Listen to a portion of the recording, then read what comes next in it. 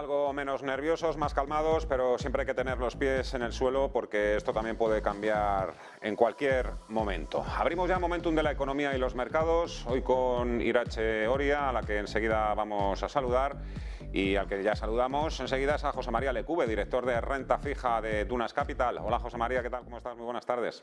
Fernando, buenas tardes. Fíjate, al anterior analista, Mar Barrero, le preguntaba yo un poco cuándo podríamos esperar con más certidumbre la estabilidad en el mercado. Me decía que en primer lugar tenía que tranquilizarse el mercado de renta fija. ¿Está más tranquilo o nos podemos engañar y estar viendo falsos espejismos? Hombre, parece que llevamos unos días con un poquito más de tranquilidad, ¿no? El crédito se está comportando un poco mejor, los bonos de gobierno también están encontrando un cierto suelo, al menos temporal. A lo mejor esta última parte del año pues tienden a pararse un poquito. Es cierto que el mensaje que ha mandado el nuevo primer ministro de Inglaterra pues parece que ha tranquilizado un poco el mundo del bono, por supuesto el inglés, pero eso se ha transmitido un poco al resto también, ¿no? Un cierto mensaje de estabilidad en las finanzas en el medio plazo pues ayuda. Que esto signifique o no que el ciclo de tipos al alza ha terminado, pues nosotros lo pensamos que no. Y que esto signifique o no que el movimiento de la curva en sí misma haya podido o no esté en proceso de cambio, nosotros pensamos que tampoco, en el sentido de que probablemente lo que tengamos por delante y visto lo visto, de que efectivamente parece que lo que tenemos por delante es un descenso del crecimiento económico muy importante para las economías europeas, pero también para la norteamericana, pues probablemente lo que tengamos por delante, como digo, es una cierta tendencia a la inversión de curva. Es decir, los tipos cortos podrán seguir subiendo a lo mejor un poco más, pero los largos pues probablemente se queden aquí, ¿no? Eso es un poco la idea de fondo. Bonos largos buscando una mayor estabilidad, bonos cortos en el medio plazo probablemente todavía subiendo un poquito más. Y en el corto plazo, digamos, pues una cierta estabilidad de todos, que es lo que estamos ahora mismo recogiendo, ¿no? Has nombrado al Reino Unido, Banco de Inglaterra. El nuevo gabinete de Rishi Sunak ha aplazado hasta el próximo 17 de noviembre la presentación del plan fiscal. No sé si este tipo de retrasos, ¿cómo se los suele tomar el mercado? No estamos viendo demasiado efecto ni sobre los bonos ni sobre la libra. Cuando dice también Rishi Sunak que habrá que hacer sacrificios, ¿se refiere a que en ese plan fiscal habrá importantes recortes del gasto y subidas de impuestos? Probablemente, ¿no? Probablemente sea así, ¿no? Vamos, dos cosas, ¿no? Yo creo primero que este señor perdió su candidatura frente atrás, por decir un poco más, ser más sincero con los británicos, decir que esto no pasaba por simplemente bajar impuestos y seguir con un gasto brutal para empujar la demanda y la economía. Y punto dos, me referiría al último artículo del anterior, de uno de los presidentes del Banco de Inglaterra más longevos, que era el Lord King, que hace bien poco publicó un artículo donde se leía que los nuevos dirigentes debían de intentar ser sinceros con los ingleses, ¿no? En el sentido de transmitirles que de esta solo se salía con sacrificio. ¿Eso qué supone? Pues evidentemente supone que no se va a poder seguir gastando lo que se había pensado y que en cualquier caso hay que gastar con mucha más cabeza, ¿eh? Y por otro lado, que eso de bajar impuestos per se, digamos, para fomentar un mayor incremento de la demanda, pues tampoco puede ser, porque al final pues los desequilibrios fiscales se pagan y lo han visto en sus propias carnes, ¿no? Y esto es un mensaje para navegantes que claramente debería ser entendido así, no solo en el ámbito digamos, de los países como el Reino Unido, que tiene su propia divisa, etcétera, sino también en el ámbito euro, ¿no? El mensaje de esto se arregla gastando, pues me parece que no es adecuado y así lo está diciendo el mercado. Mañana, ¿qué esperamos del Banco Central Europeo, José María? ¿El Pues, mismo? desde luego seguir subiendo y seguir subiendo fuerte. En mi opinión, va a seguir subiendo 75 puntos básicos. Yo creo que el Banco Central prefiere a intentar recortar de raíz esa inflación, enfriar la demanda. Ahora mismo que todavía Europa bueno, mantiene un nivel de desempleo muy bajo en términos históricos. Antes de dejarlo para el año que viene y tener un problema mucho más gordo. Yo creo que la intención es acometer el problema lo antes posible, intentar enfriarlo, aunque sea a costa de meter la economía en una recesión, al menos técnica, durante unos meses, ¿no? Yo creo que va a ir por ahí el tema y que, por lo tanto, todo lo que haga ahora adelantará o mejorará en el futuro y desde el punto de vista de la curva de tipos, pues provocará una cierta inversión de curva o, dicho de otra manera, una mayor estabilidad de los plazos largos, ¿no? Que también son muy importantes de cara a la financiación en el medio y largo plazo de las compañías y de la economía europea en general, ¿no? 1,25%, otra subida más dejaría los tipos de interés en el 2 y seguramente la reunión de diciembre lo más probable es que vuelva a subir 75 puntos básicos. Estaríamos ya muy cerquita de 2,75-3%, ¿no? Sí, sin duda. Yo creo que sí, que por ahí, por lo menos por allí, salvo que haya una sorpresa en términos de inflación, que la verdad es que nosotros no contamos con ella, porque el tema energético no se va a solucionar y los efectos de segunda ronda están ahí ya, pues creemos que ese 2,75-3% es más que posible en el corto plazo, en los tipos a corto plazo, vaya. Ahora sí que podemos saludar ya también a Irache Oria, directora de inversiones de Gestifonsa. Hola Irache, ¿qué tal? ¿Cómo estás? Muy buenas tardes. Buenas tardes a todos. No sé si, me imagino que también has estado escuchando atentamente, pues bueno, un poco proyecciones, perspectivas en el mercado de renta fija. A ti te pregunto un poco por lo tuyo, aunque ahora mismo tocáis prácticamente todos los palos porque hay una elevada correlación entre unos activos y otros. La renta variable, la verdad es que hemos vivido 3 días de auténtico rally. Parece que se nos ha pasado un poquito el miedo. Se ha hablado de suelos de mercado, toda esta gente que bueno, se dedica a eso, a buscar el suelo del mercado, pero sin embargo tenemos también otro tipo de mensajes contradictorios por parte de algunos grandes inversores diciendo que bueno, que todavía, incluso bancos de inversión, que todavía no hemos visto el suelo del mercado, que lo que se nos viene encima son 2 meses muy duros. Incluso Bank of America y Goldman Sachs han pronosticado bueno, pues que va a ser el peor año para la renta variable desde 2008, con una caída creo que es del 17%, lo que calculan para el índice Stoxx 600. Han cambiado un poquito las cosas, se ve ahora, hay brotes verdes en la renta variable, Irache. Pues ojalá hubiésemos visto el suelo de mercado. No sé contestar a esa pregunta realmente.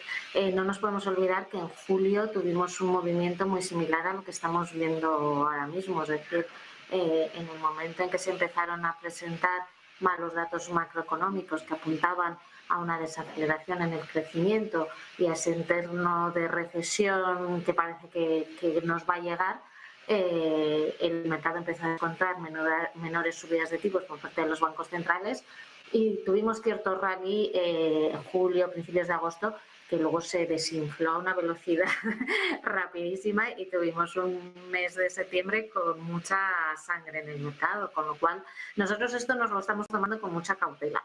Es decir, hay multitud de datos macroeconómicos y que además no están todos coordinados en el momento espacio-tiempo, por decirlo de alguna forma, es decir, hay mucha disparidad de señales en lo que unos indican y otros.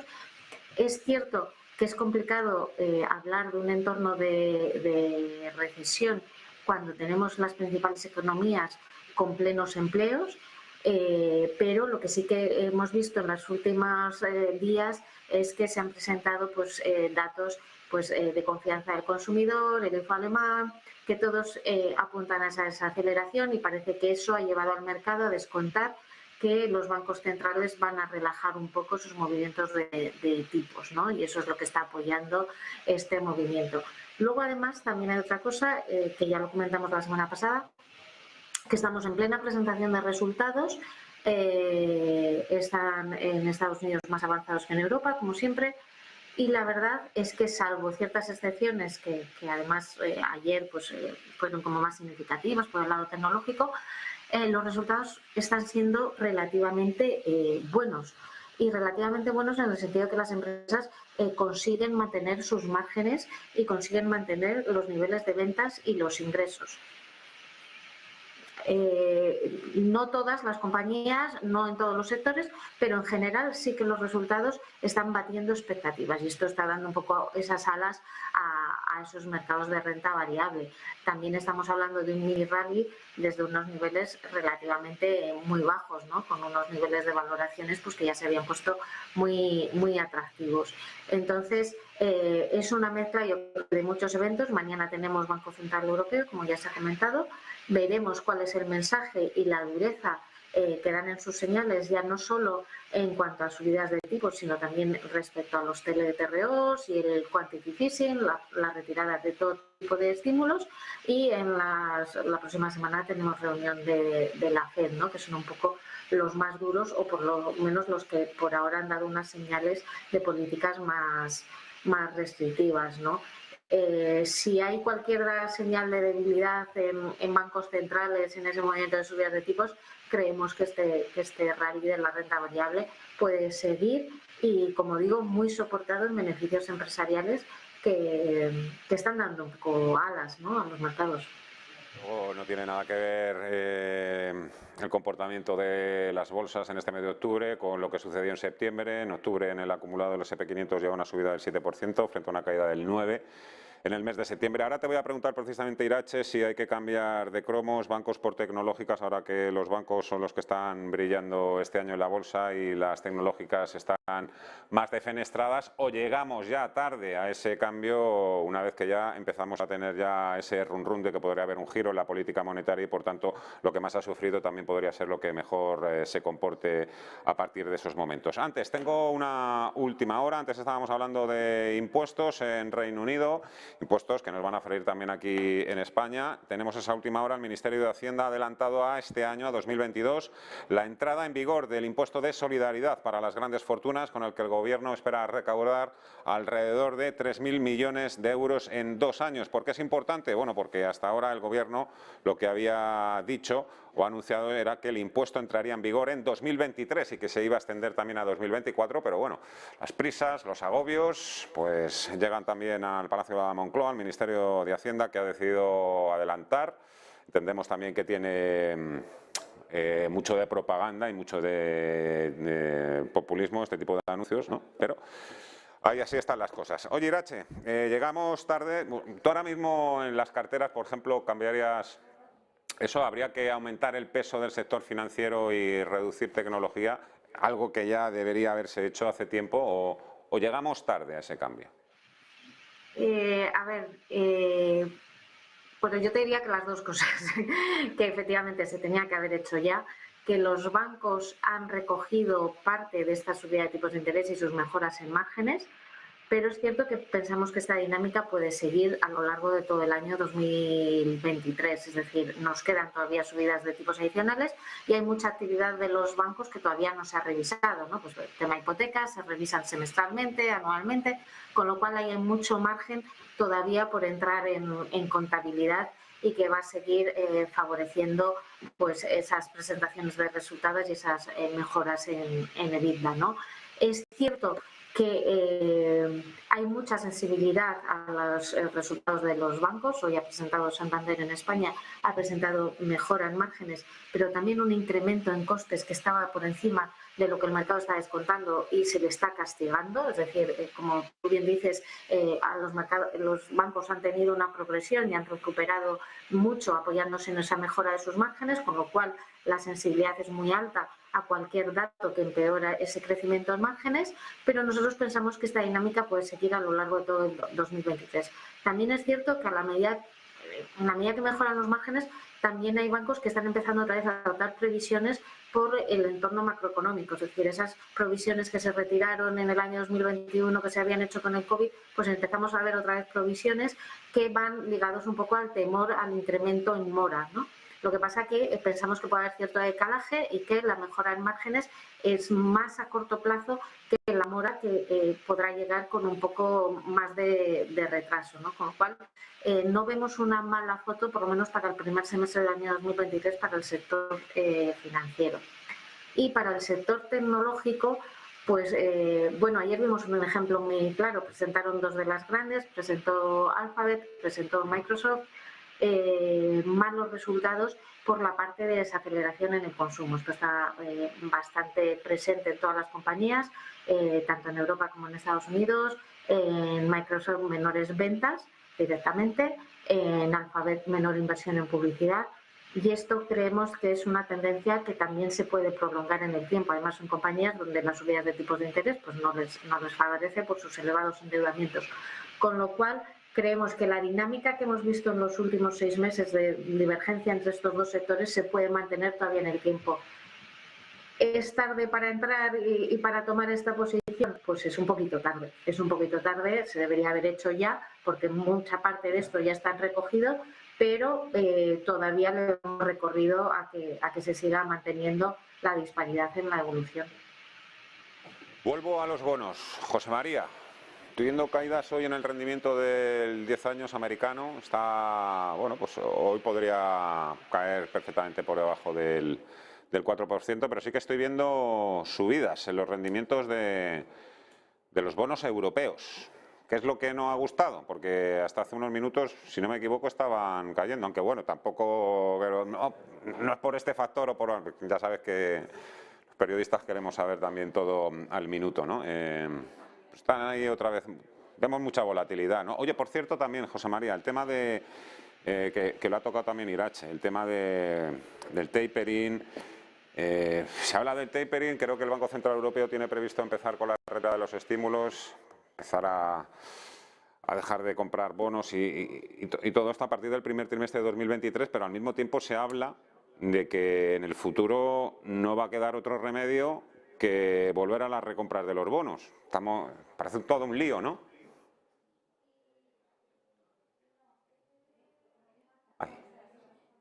Mañana lo que dice. Está claro que el camino va hacia una menor presencia o menos compras por parte del Banco Central. Está subiendo los tipos, no tiene sentido que esté al mismo tiempo, digamos, manteniendo determinados estímulos. Evidentemente los tiene que ir quitando poco a poco para no hacer excesivo daño a las entidades financieras, pero que los va a ir reduciendo, yo creo que es una realidad.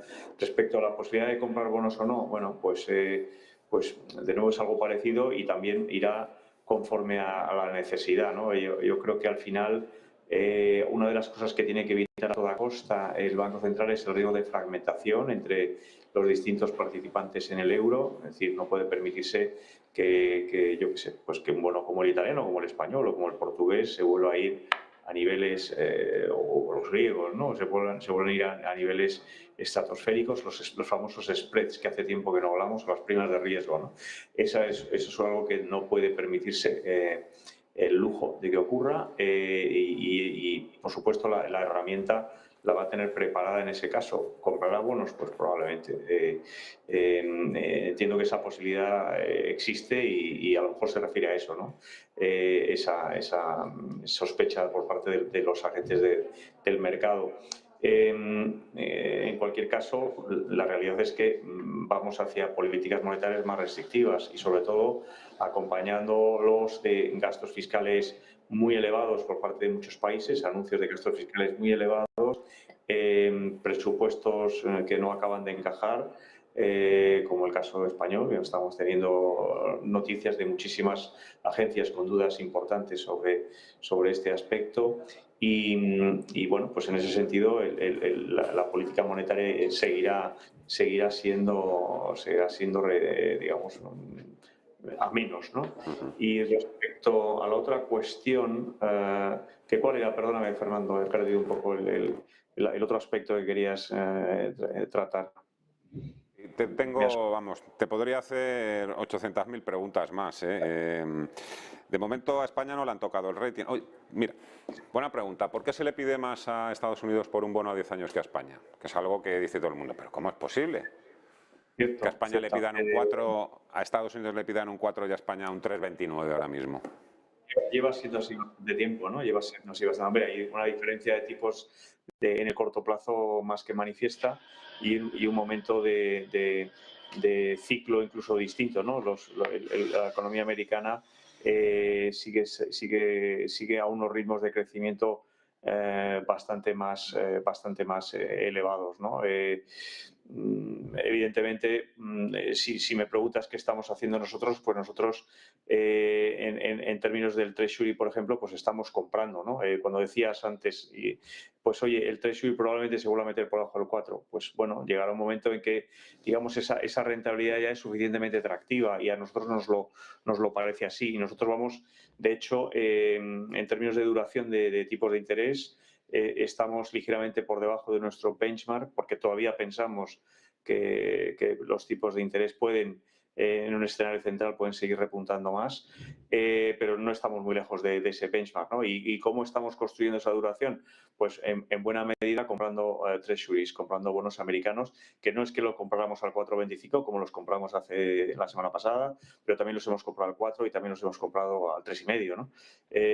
Vamos construyendo un poquito una posición larga en un bono que vemos ya atractivo y que vemos que es el mejor paracaídas en caso de que finalmente esto acabe en una recesión más grande y que el ciclo esté de subidas de tipos, por lo que sea, pues se interrumpa de forma, digamos, más abrupta, que de momento no contamos con ella, pero puede ser. Entonces, ¿cómo intentamos protegernos en ese riesgo? Pues comprando treasuries, ¿no? Frente a compra de bonos periféricos o de europeos que creemos que en relativo, como tú bien has dicho, pues están caros, ¿no?